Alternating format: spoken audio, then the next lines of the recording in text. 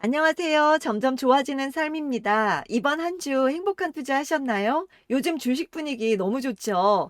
미국의 S&P 500 지수는 지난해 8월 이후 최고치를 경신했다고 하는데요. 다음 주에 예정된 FOMC 회의를 앞두고 상승세를 이어가는 모습입니다. 다우 지수는 한 주간 0.34% 오르고 S&P 500 지수는 0.39%, 나스닥 지수는 0.14% 올랐다고 하는데요. 다우 지수는 2주 연속, S&P 500 지수는 4주 연속, 나스닥 지수는 7주 연속 올랐다고 합니다. 우리나라 코스피 코스닥 지수도 흐름 좋죠. 예쁘게 우상향하는 모습을 보여주고 있습니다. 코스피가 하반기에 3천도 찍을 거라는 장밋빛 전망도 있는데요. 그쯤 되면 우리의 계좌도 많이 회복돼 있겠죠? 그치만 올라오는 대로 수익 실현을 하다 보니 수익금이 적어서 그런가 이런 분위기가 좀 실감이 안 나는데요. 어쨌든 빨리 원상복구해서 다시 시작하고 싶네요. 이번 주 매매일지 보면서 계속해서 이야기 나눠볼게요. 6월 5일 강원에너지를 매수하고 당일 매도를 했는데요. 6월 5일 뉴스에 리튬 공급 부족 가속화할 것이라는 뉴스가 있었어요. 리튬의 가격 인상 전망으로 하이드로 리튬 등 관련주가 급등을 했는데요.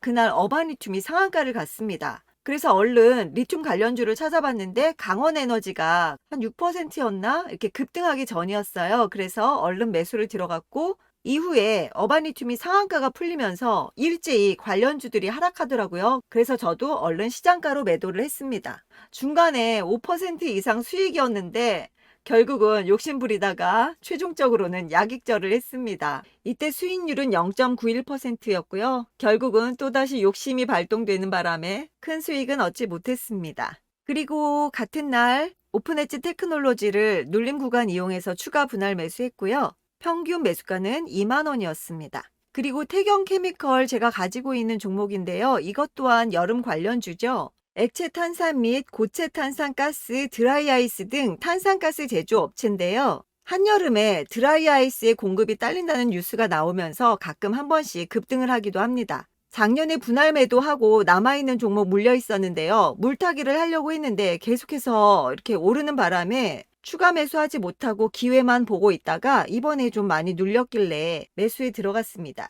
이번에는 꼭 탈출을 해야 될 텐데 말이죠. 그리고 이날 애플의 세계개발자 회의를 염두에 두고 선의 시스템을 계속해서 매수를 했었는데요. 의외로 반응이 없었죠. XR 기기 관련주로는 별 반응이 없었고 오히려 떨어지는 모습을 보였습니다. 반면에 XR 콘텐츠 관련주들이 좋은 모습을 보였고요. 덱스터나 위직 스튜디오 등 메타버스 관련주들이 급등을 하는 모습을 보였습니다. 아무래도 450만 원이라는 비싼 가격이 걸림돌이 됐는지 큰 주목은 받지 못했습니다. 애플 주가 역시 초반에 오르는 듯 하다가 하락 반전으로 마감을 했고요.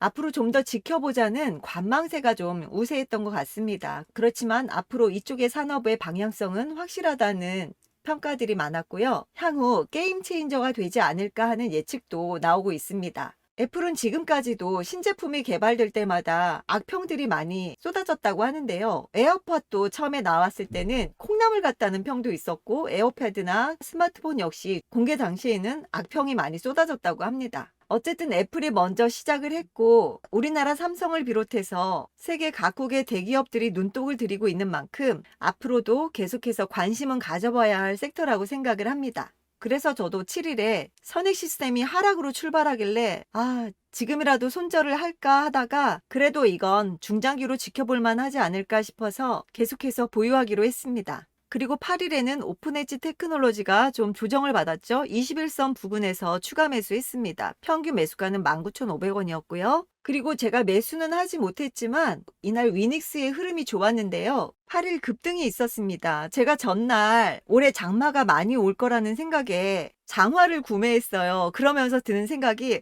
장마 관련주? 폭우 관련주? 이걸 좀 알아볼까 하면서 위닉스가 생각나서 위닉스를 찾아봤는데 마음이 가더라고요. 그런데 이 121선 장기 이평선이 신경 쓰이는 거죠. 아는 게 병이라고 지켜만 보다가 놓쳐버렸습니다. 그러면서 제가 보유하고 있는 신일전자 파세코를 알아봤는데 역시나 제습기 제품을 제조하더라고요. 그렇지만 역시나 제습기 하면 위닉스 뽀송? 위닉스가 가장 강력한 것 같습니다. 위닉스는 국가 브랜드 경쟁력 지수 제습기 부문 5년 연속 1위를 했다고 하고요.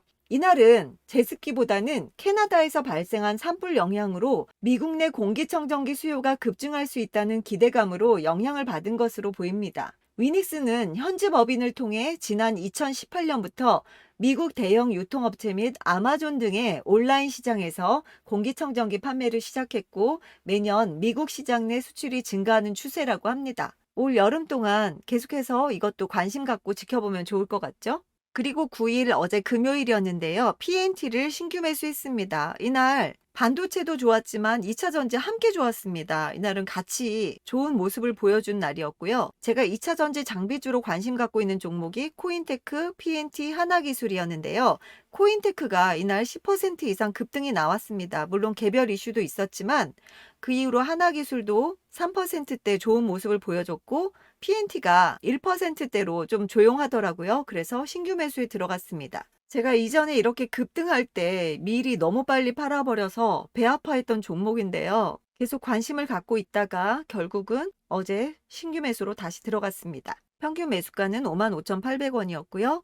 그리고 SK 하이닉스 정말 대단하죠? 끝났나 했는데 끝난 게 아니었습니다. 정말 제가 다 가슴이 벅차더라고요. 너무 일찍 매도해서 조금 속이 쓰리긴 하지만 그래도 아직은 남겨두었습니다. 11만 4천원 평균 매도가로 수익 실현을 했고요. 수익률은 1.49%였습니다. 그리고 나노신소재 14만 3,300원에 신규 매수 들어갔고요. 이날 대주전자재료가 10%대의 급등이 있었습니다. 같은 음극재 사업을 하고 있는데 제가 안 그래도 2차 전지의 반등이 있으면서 양극재는 에코프로 그룹주를 비롯해서 이미 많이 올랐고 나노신소재와 대주전자 재료를 두고 뭘 살까 고민을 했었는데 이날 대주전자 재료가 급등을 하는 거예요. 그래서 그러다 이제 나노신소재까지 놓쳐버리면 정말 배 아파서 죽을 것 같다라는 생각에 물리더라도 2차 전지에 물리자. 조금 애매한 위치이긴 하지만 분할 매수한다는 생각으로 발을 담갔습니다. 이전에는 반도체를 팔고 2차 전지 가고 아니면 2차 전지를 팔고 반도체로 가고 이렇게 확실한 시속 게임을 보였었는데 금요일에 보여지는 모습을 봐서는 물론 섹터 안에서도 종목별로 움직이긴 하지만 반도체 2차 전지가 골고루 반등하는 동반강세의 모습을 보였습니다. 그래서 당분간은 이 투트랙 전략으로 양다리 걸치면서 눈치 작전을 좀 해야 할 것 같은 그런 느낌이 듭니다. 그리고 나노신소재는 배터리 아저씨 8종목에도 있는 종목이죠. 제가 이전에 관련한 영상 올려두었으니까요. 더보기란에 링크란 확인해 주시고요. 올해는 비 소식이 유난히 많다고 합니다. 습하고 변덕스러운 날씨에 감기 조심하시고요. 다음 주도 행복한 투자하세요. 안녕.